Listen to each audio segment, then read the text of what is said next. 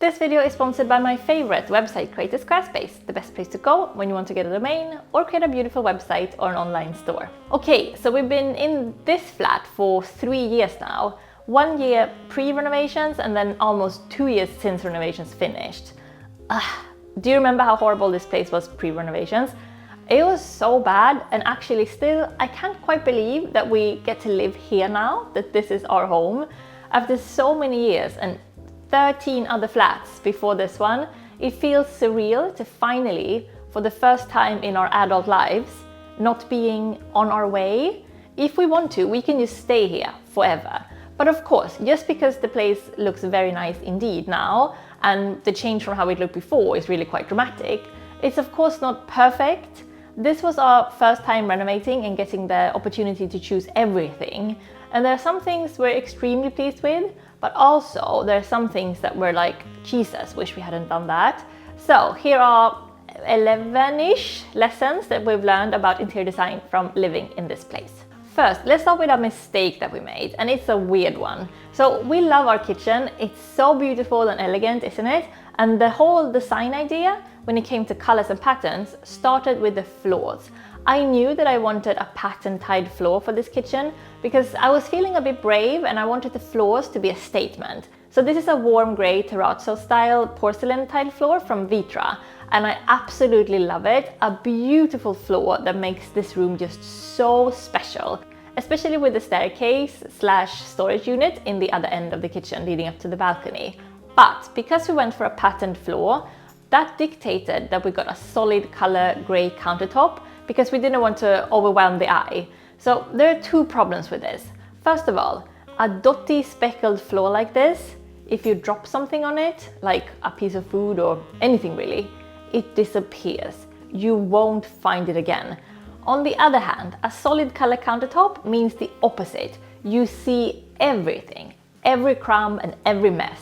So you have to like wipe it way more than a patterned countertop. Next time we renovate a kitchen, if we ever do, we would turn it on its head.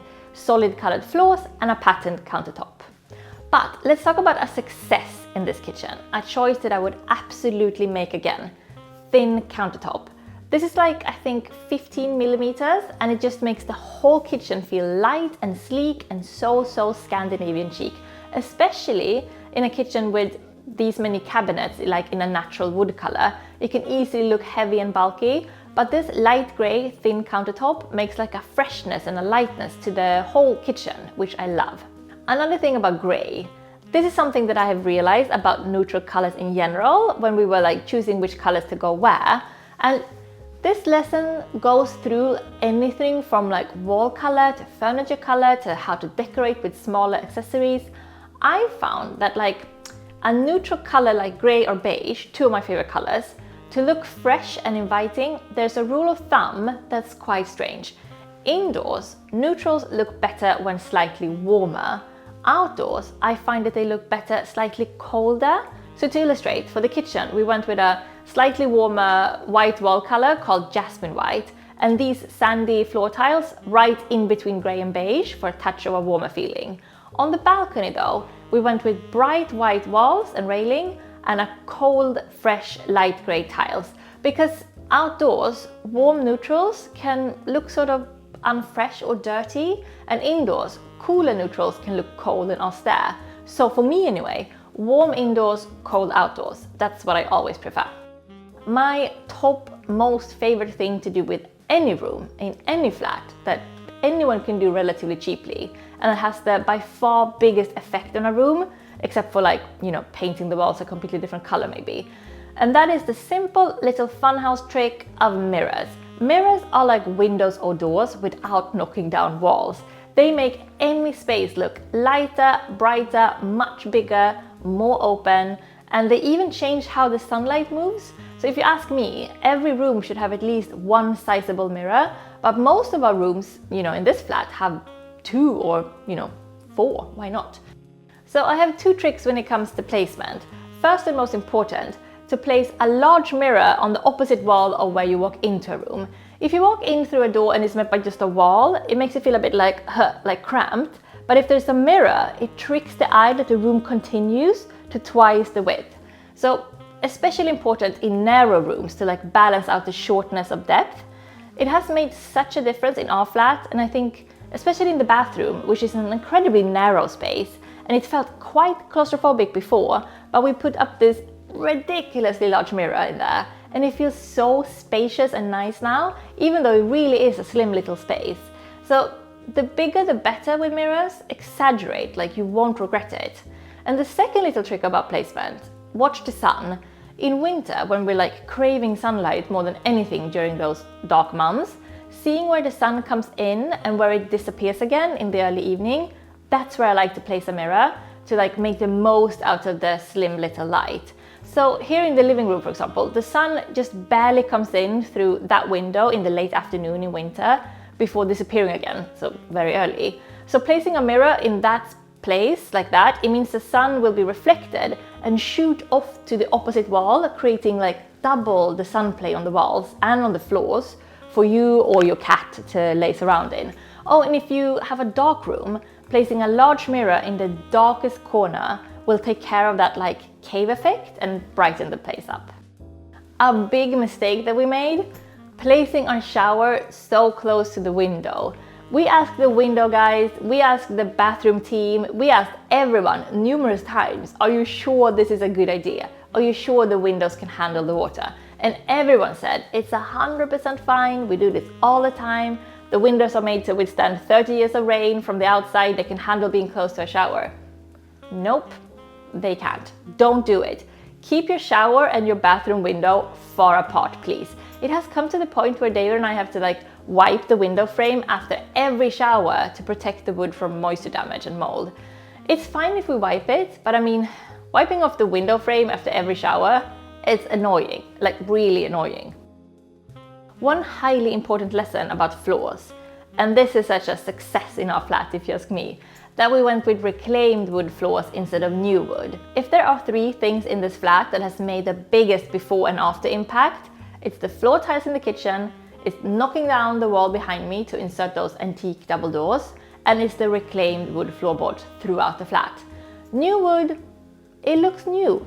Old wood has soul. It has like, it feels lived in and it looks right, it looks cozy and magical. New wood floors can be stunning, sure, I agree, but they will never give the atmosphere and mood and instant elegance that reclaimed wood or original floorboards will. It's just the rules. Old floors, old windows, old features, that's where the atmosphere is. A mistake we made, and I'm not even sure how this is possible, because it's a mistake we planned for and tried to avoid to a ridiculous amount. Somehow, even after all of our efforts, there's not enough storage in this flat. And we're minimalists, we don't even own a lot of stuff. I don't know how like normal people do it. Where do you keep everything? If we ever renovate again, I will take this amount of storage and triple it just to make sure. But there is a storage success story in this flat. The decision to build wardrobe doors out of plain wood with plain wood handles and just paint them in the same jasmine white as the walls. So sleek, so unobtrusive, so chic, very calming indeed. If you're ever thinking of replacing the windows of your home, please, for the love of everything, don't put them in after renovations. The window company told us it's completely fine, they're so used to putting in windows after renovation is done, but they goddamn destroyed everything. They destroyed our walls, our beautiful floors, the moldings and details and skirting boards. They really did a number on our freshly renovated place. Now, we didn't want to do it after the renovations, but the production of the windows went late and we had to wait for the windows to be delivered forever. So, lesson learned, if we ever replace windows again, which I severely hope we never have to go through again, we're doing it well before any other part of the renovation. Another success story in this flat, and one thing I can so recommend if you're ever planning on redoing your balcony or terrace, or if you're doing an extension or anything with a door leading outdoors. When we moved in, the balcony doors were the sliding kind, so 2 large slabs of glass, one gliding in behind the other. That meant that even though we had this large opening out to the balcony, because the doors slid into each other, the opening would only be half the size as it is now, with double doors that open inwards. So like the feeling of space and openness and how visually show-stopping it is to be able to have a full opening like this, letting the summer in and making the balcony feel like a part of this large room. It has made the most massive difference in how special the room feels. I'm so glad that we changed the doors and that we're now able to sort of invite the balcony into the flat. Beautiful, no? Next to our bedroom, there was a tiny toilet when we moved in, just like enough space to walk in and turn around really. So we have sacrificed this toilet and are happy to just have the bathroom for this. And instead, we have converted this tiny room to a tiny laundry room. A combined washer and dryer, and above that a clothing rack. That's it. But do you know what this means? Having this tiny room instead of keeping the washer in the kitchen or the bathroom. It means that we never again have to bring out the clothes horse and let our laundry dry out in the flat somewhere. We can close the door on our drying clothes and never have to look at laundry again. Now, if that isn't a luxury for London, I don't know what is. So pleased. Alright, what about you? What have you learned from renovating or redecorating or just decorating a home or a room? Anything that worked particularly well? Or have you made design decisions that feels like mistakes and that you want to warn us about? Do share. Also, what do you think of our good decisions? Do you like the styling of our place, or would you have made other choices? I mean, taste is so personal, so I'm sure many of you would never ever have made the decisions that we made. I want to know, are you like us, going for light neutral colors, or do you like dark or colorful or more maximalist interiors? Looking forward to reading your comments on this one, and thank you so much for watching today. Now, do you want to create a stunning website or launch your own blog? Squarespace has you covered with its latest innovations. First up, let's talk about their new design intelligence. Combining 20 years of design expertise with cutting-edge AI, this tool helps you unlock your creative potential, building a personalized, one-of-a-kind website that fits your needs. Squarespace also makes running an online store easier with Squarespace Payments. Onboarding is fast and you can start accepting payments in just a few minutes. Plus, it supports various popular payment options like Klarna, Apple Pay, Afterpay and others, giving your customers payment flexibility. And for seamless social media integration, Squarespace allows you to connect your social media accounts in just a few clicks, whether you're embedding a feed or syncing your products directly to Instagram or Facebook. It's an effortless way to expand your reach and keep everything in sync. So what are you waiting for? Go get your free trial today at squarespace.com, and when you're ready to launch, go to squarespace.com/jennymustard to get 10% off your first purchase of our website or domain. Okay, feel free to subscribe and give this video a like if you enjoy interior design videos, and hope to see you next week already. Okay, bye.